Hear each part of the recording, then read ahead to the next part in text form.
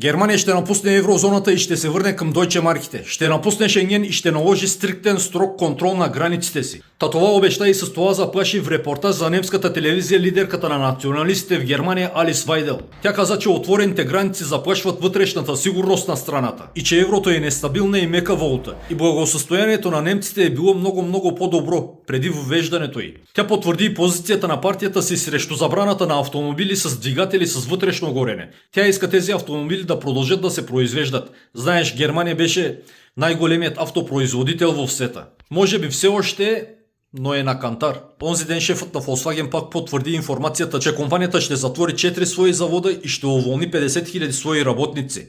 С 37 000 от тях те вече са постигнали споразумение. Ще получат тъсти обезщетения и така нататък. Та немската автоиндустрия вече значително изостава от китайската. И по технологии, и по иновации, и като продажби. Както и да е. А може ли наистина те, националистите, да грабнат властта и да приложат всички тези свои обещания?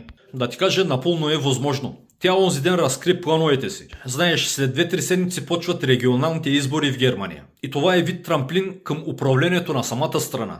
Вайдел каза: ще пробием на провинционалните избори и оттам ще се насочим към еднолично управление на държавата. Което, както ти казах, е почти възможно. Според последните допитвания, те владеят почти във всички провинции и най-вече измазващо в източните, начало с провинция Саксония-Анхалт.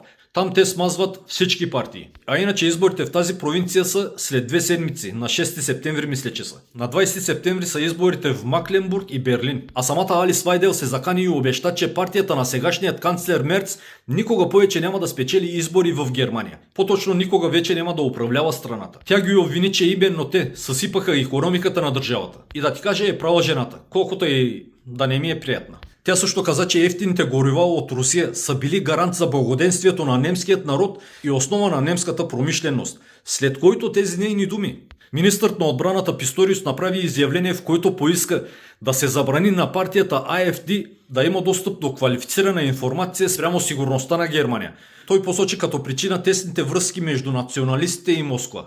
А дали всичко това ще се случи, когато националистите дойдат на власт, ще поживеем и ще видим. Защото едно е да обещаваш и да се заканваш, когато си в опозиция, съвсем друго е да управляваш една страна. Страна голяма и мощна като Германия. Както и да е, дали всичко това ще се случи, ще поживеем и ще видим. А до тогава живи, здрави и до нови срещи.